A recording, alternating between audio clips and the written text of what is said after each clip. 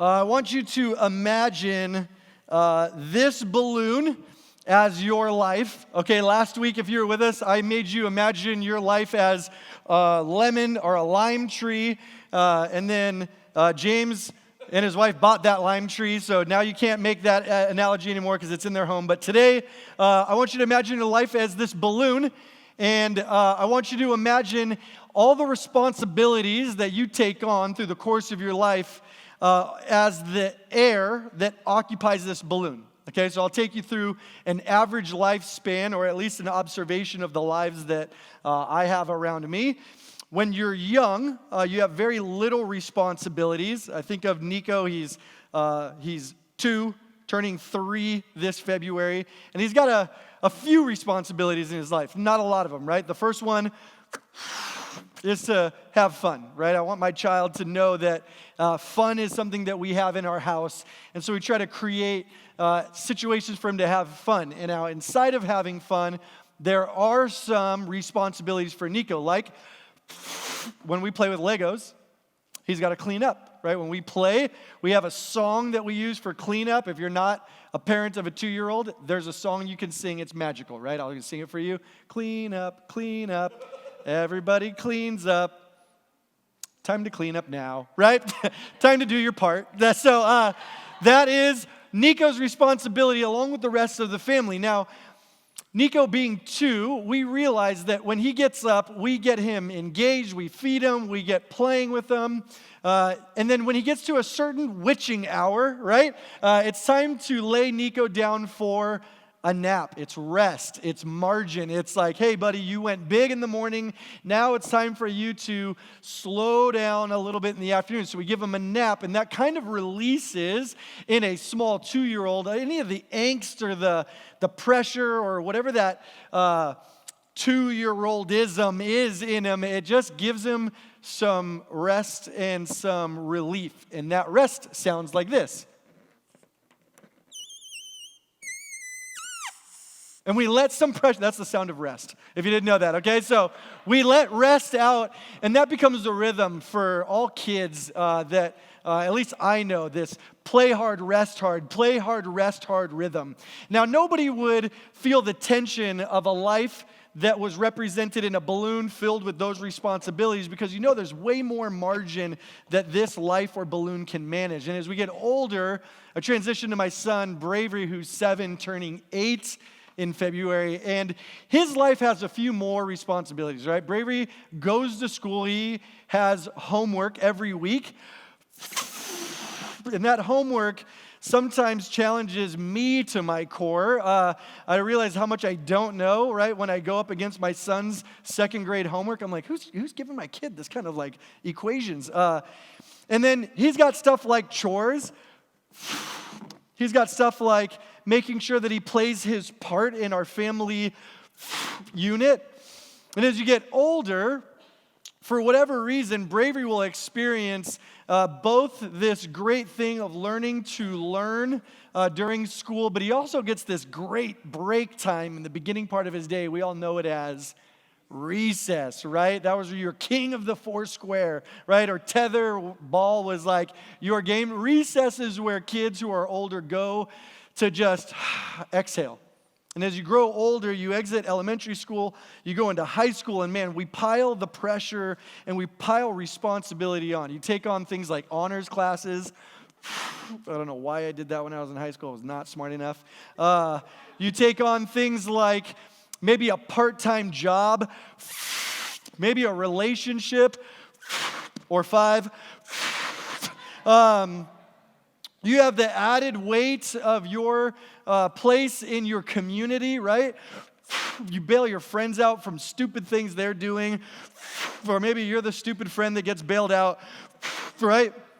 Your life gets more complex, and you start adding more responsibilities, more things that are on you. And you can feel the density is a little tighter in this season of life. And then you make your way into young adulting. You go into college maybe, or you take on a trade. You've got a schedule to manage. No longer can you like hang out till 2 a.m. with all your friends playing Super Smash Brothers, right? You take on maybe a more serious relationship, maybe a more long-term commitment. Maybe that relationship turns into something more serious and you decide that you're going to take on the least stressful thing you can in your life, getting married. And the capacity starts to wane, right? You're in life, you're married, you're in a career, you have a job, you've said yes to several things. Maybe you bought a car or a condo or maybe a house. And your capacity is really starting to show itself. And yet, because of societal norms or whatever responsibilities start coming by way of marriage, say you start to have children, that's not stressful. How many kids do you want to have? 1? 2? Ah! See, it always happens in 2 kids. It's the barrier breaker.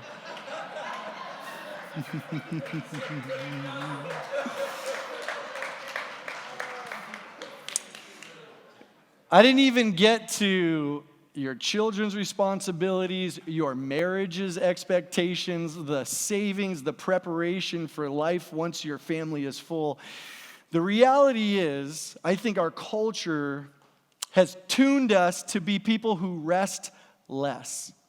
In exchange, it causes restlessness in us, and we don't have a culture that promotes margin in a way that I think we were crafted for. And so we end up growing something that seems significant, and when it's mismanaged or when it becomes too much, a lot like that balloon, it can vaporize, right? Something that you expected to be there forever is instantly gone.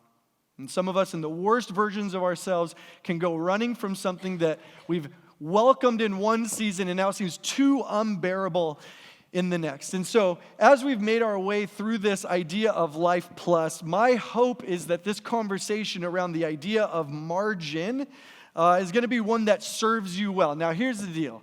Relationships are great. Kids are amazing. Marriage, God's gift, right?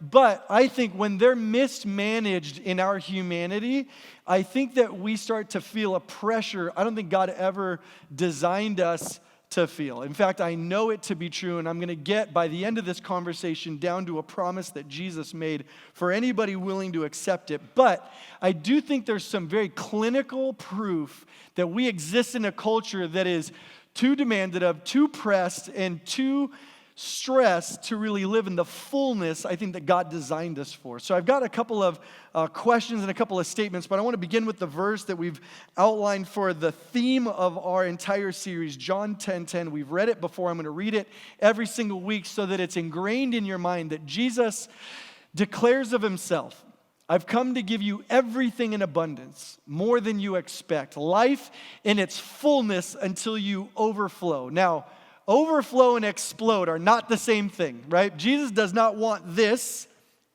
to be your life. He wants you to experience a fullness in him.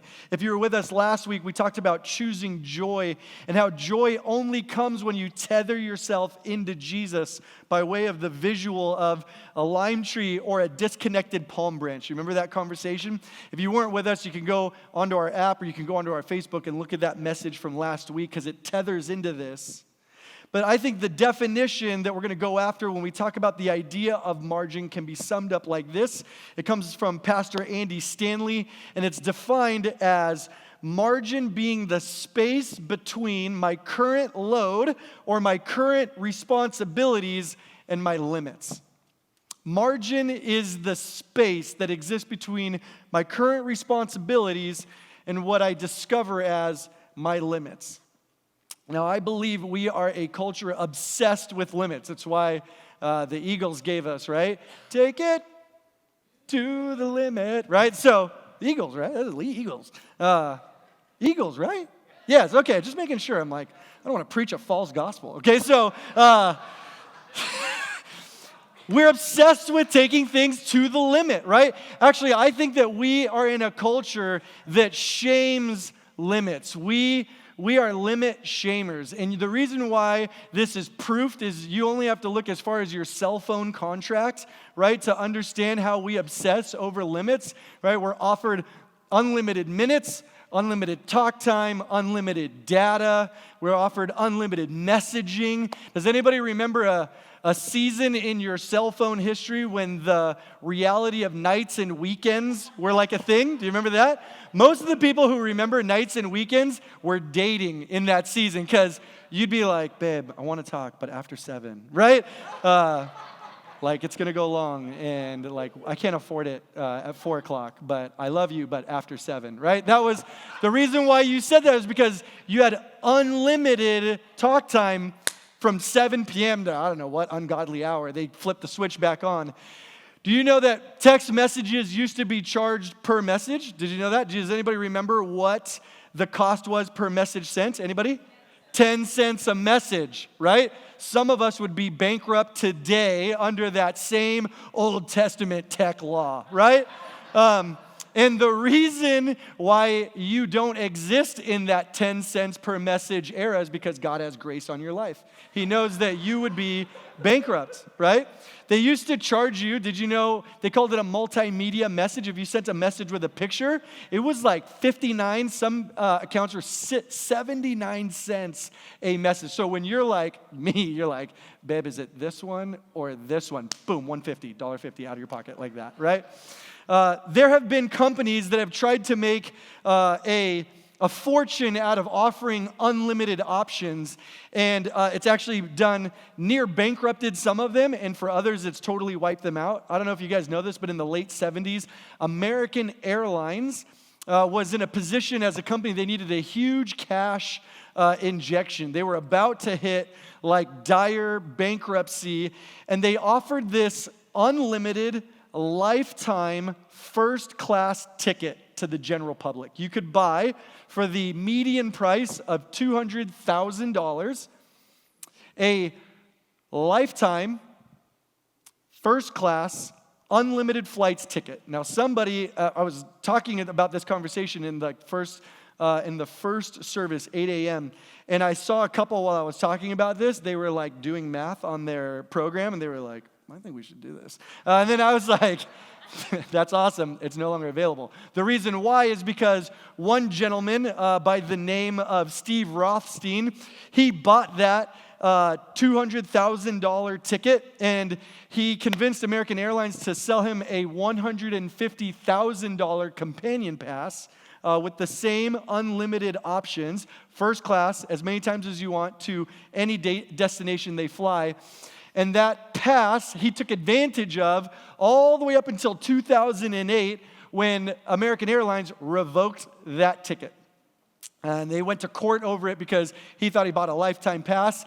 And somehow, some way, American Airlines lawyers lobbied that he had taken advantage of the system, costing American Airlines over $21 million of first-class flight and features by taking advantage of that pass. And that was just one person of, I think, like 130 people that bought that pass. $21 million it cost American Airlines to offer somebody unlimited features in first class. There's another company, more recent, that we all know about. Anybody take advantage of MoviePass when it came out? Remember when MoviePass hit the public options? $9.99 got you unlimited movies, one per day, as many as you can set into a month. Fallon and I, we bought the pass, one for each of us, so for $20. Fallon and I spent way more money on babysitters, but man, we went to the movies, right? We saw it all. It was crazy. That company was trying to collect data on every one of its subscribers to sell back to movie producers and the production houses on the entertainment rhythms of all of its subscribers. That company went into full-blown bankruptcy only 11 months after they introduced the $9.99 feature. I would, with all of these examples, put on the table that limitlessness is often a breaking point for the average human being. That unrestricted limits is a total trap for the average human being. That's why, actually, I believe limits help keep us living. Limits help keep us living. Now, If margin is the space between my current responsibilities and my limits, the question is my pace of life draining peace from my life? Is my pace of life then draining peace from my life? This has been a massive question that Fallon and I have kept as a central focal point in our world, in our relationship, in our family as we've gone through 2019. In 2018, I said yes to being the lead pastor at Torrey Pines Church, but prior to that, I was a pastor in somebody else's ecosystem. They figured out the weight of managing the entire organization, the entire organism that's the local church. They stayed late. They balanced the books. They managed the chaos of staff and people. And then when we said yes, that became something that we took on.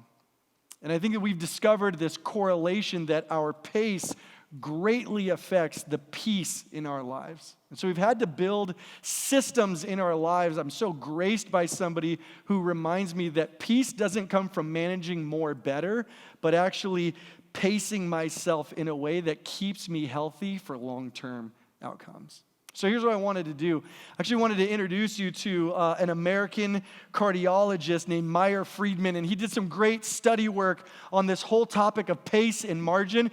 That's Meyer right there. He's holding a Torrey Pines Church mug because he went through 101. That's not true. I'm sorry to lie to you. But that looks like a Torrey Pines Church mug when you go through 101. Anyways, Meyer went to the extent during his studies as an American cardiologist while he studied at Yale and Johns Hopkins, and he built and coined a term for a condition that he called hurry sickness. He called a term hurried sickness after noticing that many of their patients suffered from a harrowing sense of time urgency. He goes on that they defined hurried sickness as a continuous struggle of unremitting attempt to accomplish or achieve more and more things or participate in more and more events in less and less time.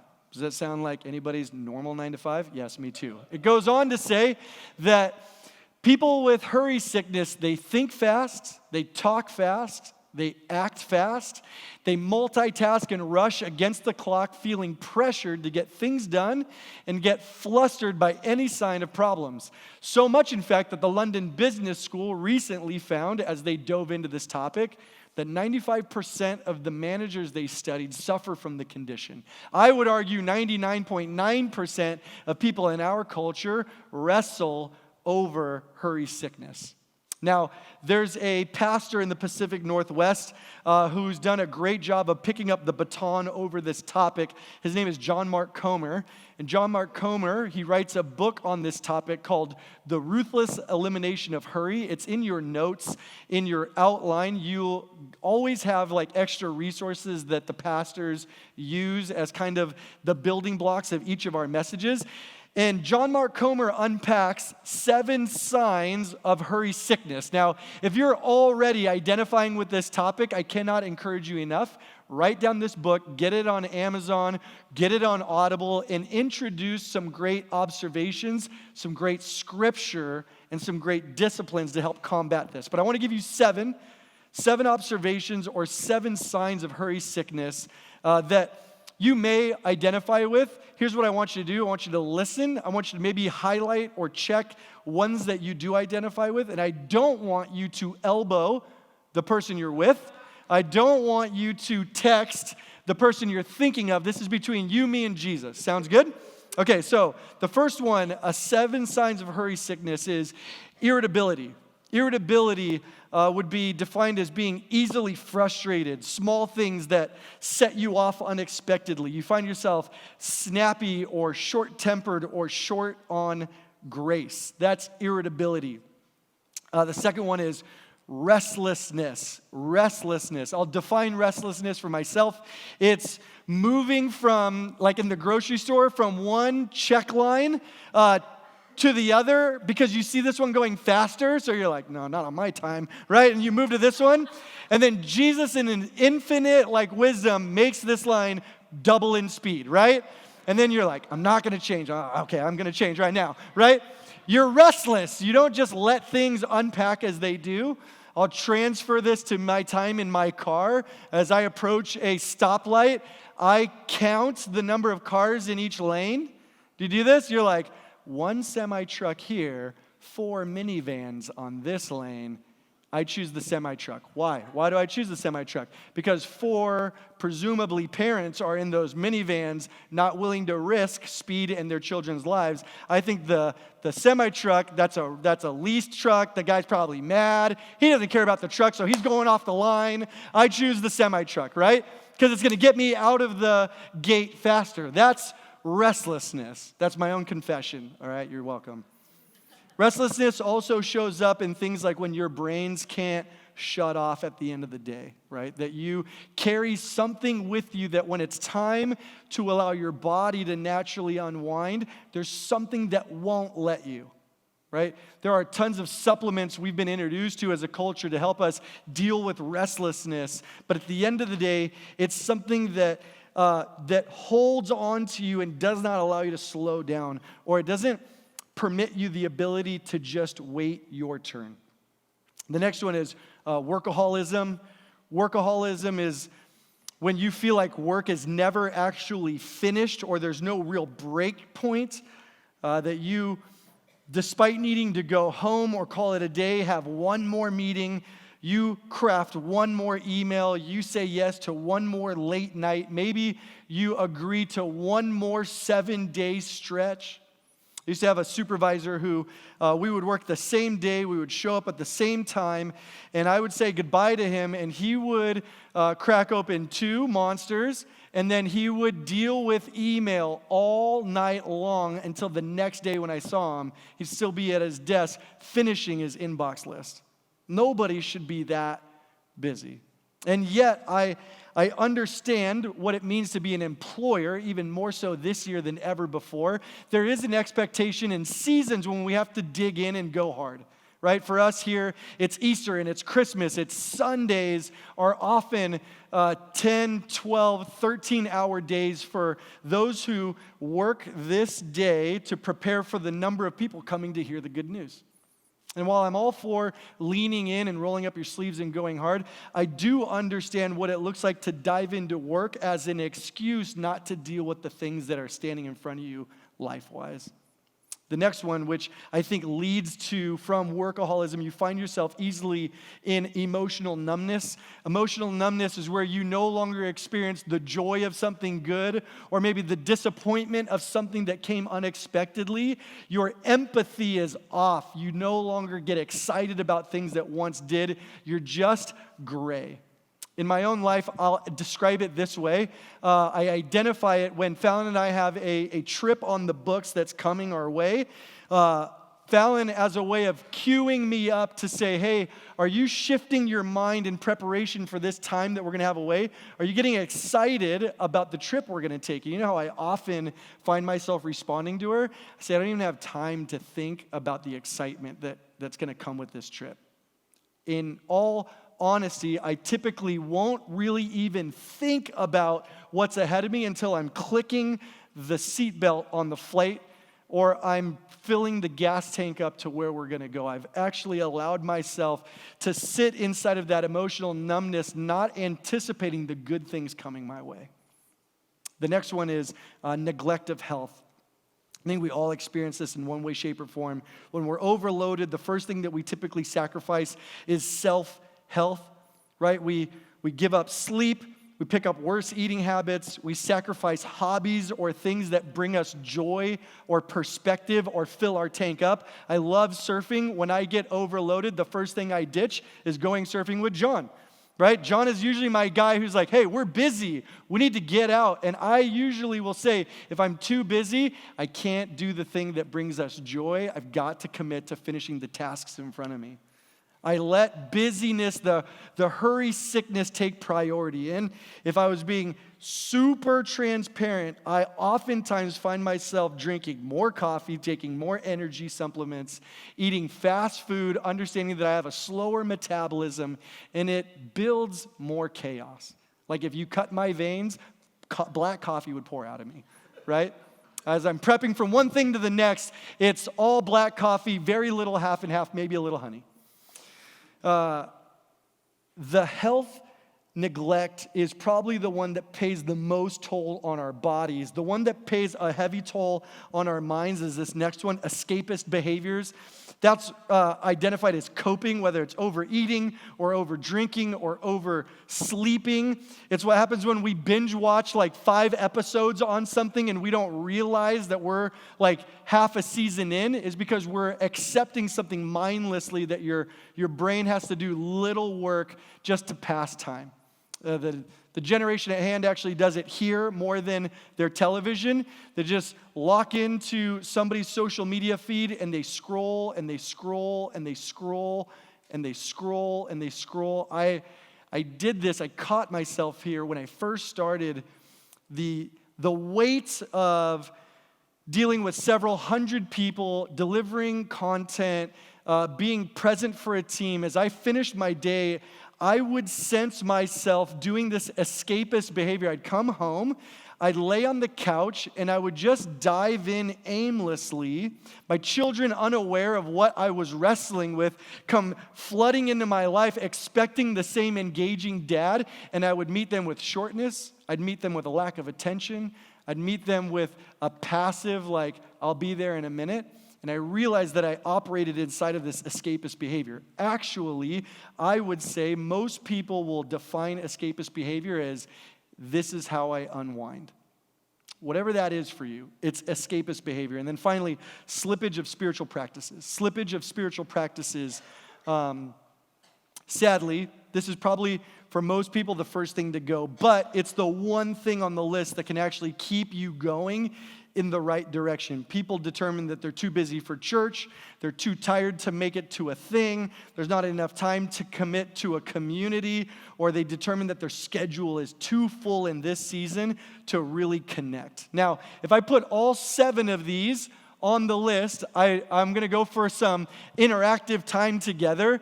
Of all 7, are there any people in this room who identify with at least 3 on a regular basis? Anybody? I appreciate your honesty. Keep your hand in the air. Anybody call themselves a 5-pack? Anybody got like a Monday through Friday regiment? Like Monday, I'm irritable. Wednesday is definitely my emotional numbness day. I go for it there. Friday, I go for neglect of health because, happy hour, right? So if you've got a Monday through Friday 5-pack, I see you. I see that hand. Any 7 out of 7s out of there? Any 7s? I find myself, I'm like 6.9, 7.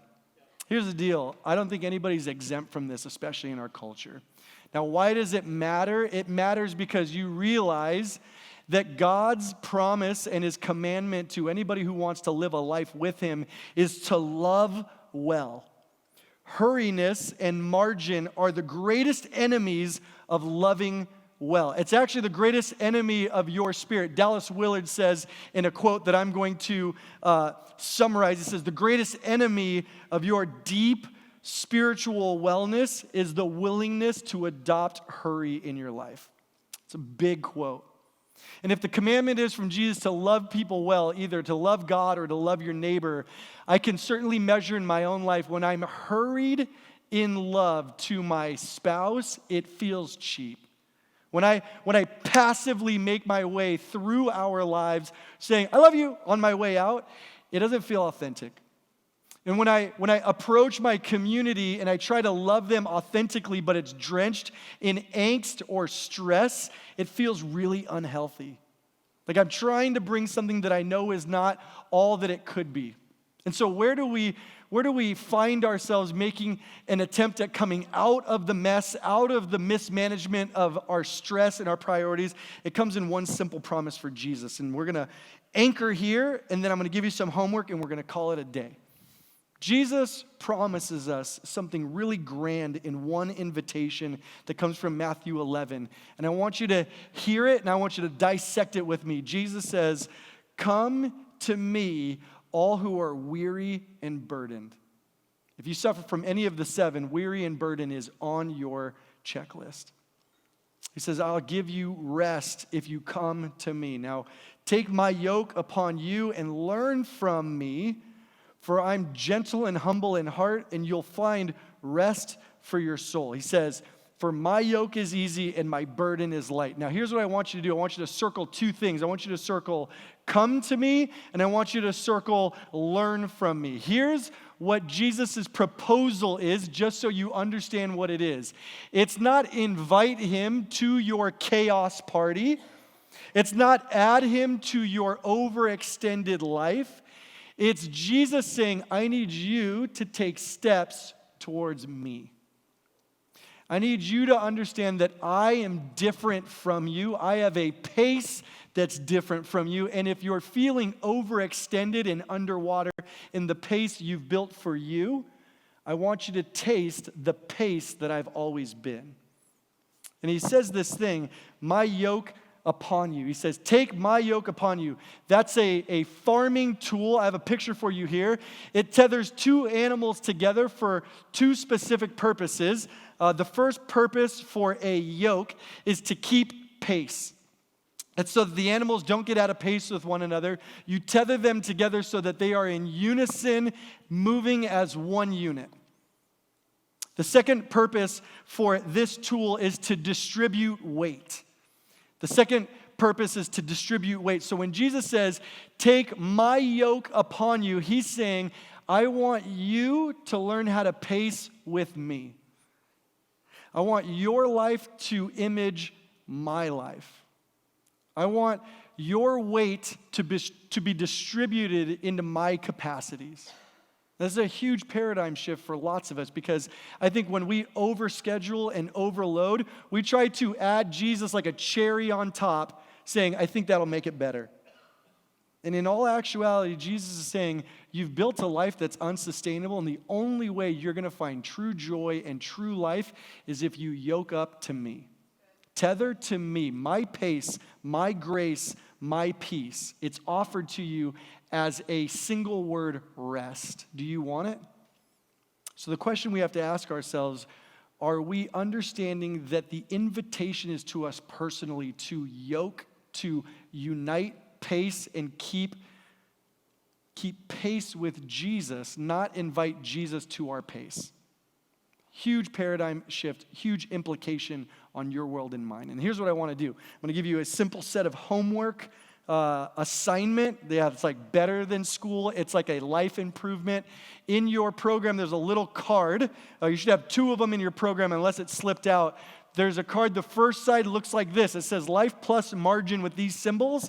And on the other side, it's got some instructions. And here's what I want you to do. I want you to have this conversation with somebody significant in your life, whether it's a good friend, your community, your spouse, whether it's somebody that you live with or somebody you work with. Say, listen, I'm trying to live a life in pace with Jesus, which means there are 4 opportunities in my life where I can make this a reality. What's one thing I'm going to add to my schedule? And I know that in adding something to your schedule, you've got to take something away.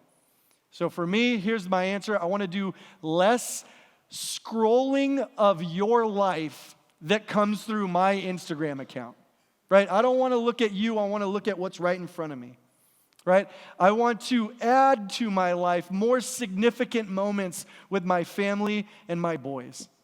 Right? I want to create more significant moments. That's why we're going to Monster Jam on February 15th, right? That's significant moments for boys, right? And I got some boys coming with us, okay? So I'm taking away looking at you, and I'm adding looking at what's right in front of me. I mean, I love you as a pastor, but I'm not looking at your Instagram, okay? The thing I'd like more of this year is peace of mind. The thing I'd like more of this year, more than anything, is peace of mind. And how am I going to do that? I've got to do some things, some less often things in my life. I got to distribute responsibility. I got to raise more pastors. I've got to see leadership in people and hand it away and enjoy what God has designed and purpose in people sitting right in front of me. That's how I'm going to experience more peace in my life in this position. So the question is, what is it for you? What could you do that could invite Jesus to be the pacemaker in your life? I want to pray for you, and then we're going to finish with a song. My prayer, my thought is that some of us have never thought that Jesus would have ever invited us into a place where we could walk with him. And if that's the case, I want you to know very clearly that you can say yes to Jesus' information or invitation even this morning. So I'm going to pray, and if you identify with this prayer, would you just pray it significantly in your own heart? Maybe you'd check a box on that connection card as a way of letting me know how I can pray for you. Let me pray for us. Jesus, man, you promise us more, I think, than we can even bargain for, a life that's in pace and in rhythm with you.